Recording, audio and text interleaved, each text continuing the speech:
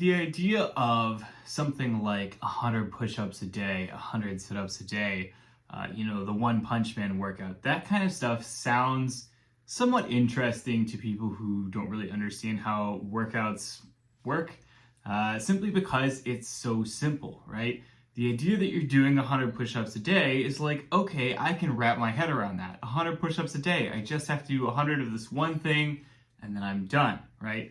And the problem is that that's a really, really bad workout prescription. Lest I sound like a broken record, obviously the most important thing when you are working out is the concept of progression and scaling, which is to say that as you get more and more advanced, you require more and more stimulus to develop more and more strength and muscle mass. And what that means is that you need to be continually increasing the difficulty of your workouts in some way, or else you're going to stop seeing continued results. Now, I think you can probably guess from that information alone why you would say that 100 push-ups a day is a pretty awful recommendation. Yes, there's no progression there whatsoever. You're not really giving anybody any sense of, where do they go from there? Once they can do 100 push-ups a day, what's next? And in particular, I actually used to try doing something similar for a long time when I was just starting out in my fitness career. There was a long stretch where I wasn't able to work out at a gym for a while due to living abroad. And so at the time, I was just doing bodyweight exercises. I was just doing push-ups and running as my main source of exercise. And my problem with that was simply that I got way too aggressive, way too quickly, trying to add reps and trying to add effort on those push-ups because I didn't know what I was doing. And I very quickly hit a wall, got frustrated, burnt out, and quit. So the other side of the coin is that just getting to 100 push-ups a day is probably going to be too much for most people to start out. So many people cannot do a full push-up to start off with without significantly compromising their form and potentially hurting themselves. And so, first of all, the idea is that you really need to be starting off with a variation that is appropriate for you. When it comes to push-ups, there's a very easy way to increase or decrease the challenge, and that is to change the relative positioning of the hands and the feet. So when you have your hands higher than your feet, that means that more of your weight is basically held on your foot, less of the weight is going into the hands, and therefore less of the weight is actually being put on the movement itself. So the movement gets easier. And you can basically continue this principle all the way up. A really simple example is if you have a Smith machine or a squat rack, and you have a bar that's set, at a certain height, maybe shoulder height or so, you do some push-ups on that, it's gonna be super easy, no difficulty whatsoever, very little weight. But then if you basically just keep decreasing that bar by one notch, you're going to see obviously that the difficulty gets harder and harder each time you do that. And then of course, once you go from the lowest notch, you can then go to push-ups on the ground, right? Well, not necessarily everybody obviously has a squat rack in their own home. So what can you do? Well, you can start off with something like a wall push-up or a door frame push-up. You can then move to something like a push-up from a countertop, a high table, a desk, something along those lines.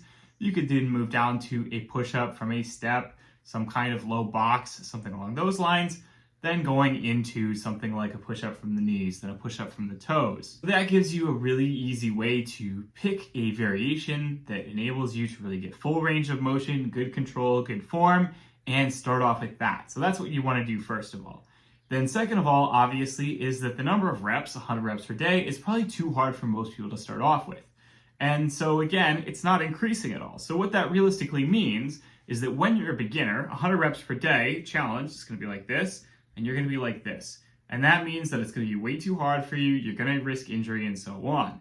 Now, as you then, say you do 100 reps per day and more, obviously your body's going to adapt, you're going to become, strong enough to support that kind of activity every single day. But then again, at that point, you're not increasing the difficulty at all. And so basically you're going to get up to that point where you're able to tolerate that, and then you're just going to stay there forever. You're not going to continue progressing.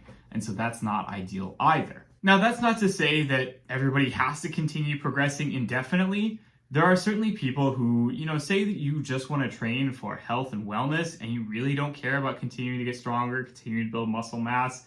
I don't necessarily think that that's a great idea, because realistically, you can continue to get all of those things in the same amount of time if you simply progress your workouts efficiently. And so you really are leaving a lot on the table if you just choose to stay at the same level forever.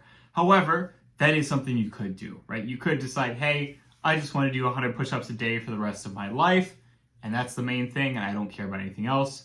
All power to you, right? But for most people who are really doing this for some kind of other goal, they want to build some more muscle mass, they want to build some more strength, they want to lean out, etc. Obviously, stopping at 100 reps per day, again, is going to just keep you at that exact same level forever. And so, of course, what you really want is not, hey, do 100 reps a day. It's, hey, start off at 20 reps a day, 20 run, 22, 23, 24, 25, building up slowly over time. You get to 100, okay, 101, 102, 103. You're building up slowly over time. That said, that does not mean that it is realistic or sustainable to assume that you could do something like add a single rep every single day if you're doing this as a daily practice. Obviously, you're going to hit a wall where that becomes way too fast of a progression, because you can imagine, obviously, if that was something that you could do forever, let's say that, you're saying, okay, I'm going to add one push-up a day, and I'm going to do that every single day, and imagine that was sustainable. That would mean that by the end of 1 year, you could do 365 push-ups in a row. By the end of 2 years, you could do twice that. By the end of 3 years, you could do 3 times that. 1,000 push-ups, in a day, for everybody, every single day. It's not feasible. So at a certain point, you do need to start slowing down the progression. That could be obviously making it so that you're repeating days, maybe adding 1 push-up a week or something like that. Maybe adding 1 push-up every 2 weeks, slowing down the progression. And then it could also be things like, hey, maybe you add in some challenge in another way. So to go back to our previous example about how when you're doing a push-up, the hands being above the feet makes it easier. Well, there's an easy way to make it harder. It's to put the feet above the hands. So if you then start doing something where you put the feet up on a bench, put the feet up on a countertop, put the feet up on the wall, obviously you're getting more and more into a shoulder exercise after a certain point, so you can't really do this forever, but you can add some difficulty by basically adding some height under the feet relative to the hands. You can also add some difficulty in terms of adding some band resistance, adding a weight vest, to add a little bit of weight into the equation. These are all ways that you can definitely continue to scale the difficulty over time. Personally, I was doing obviously a bodyweight focused routine during the pandemic. I was basically doing at the time what I followed was a daily workout routine as well. And so that did mean that in fact I was actually hitting 150 push-ups a day or so as one of the things I was doing among other things. But I was not doing that strictly in just push-ups. I built up to 150 push-ups. I would then increase the resistance somehow, drop back to like say 50, 75 push-ups and build back up, and then repeat that process. That way, it kept it so that, basically like 5 sets of 30, 150 reps per day was not too unmanageable. You could imagine somebody who's trying to do like 500 push-ups a day, trying to do like 5 sets of 100 or like 10 sets of 50 or some garbage like that. You would have very long workouts that are very unreasonable. So there are ways to make 100 reps of push-ups a day a workable, sort of prescription. That doesn't mean that it's necessarily a good one. Not necessarily a good one for everyone. And again, it's so simplistic. It's very easy to think that 100 reps per day, meaning just 100 push-ups, nothing else, no progression, no advancement, nothing. That's obviously a bad idea on its face. That should not be something that's aspirational. It can be a starter, a stepping stone, an initial challenge to get you going, but you need to be building on from there. And of course, you're probably also, in many cases, for many people, just going to get better results from incorporating some other kinds of movements as well.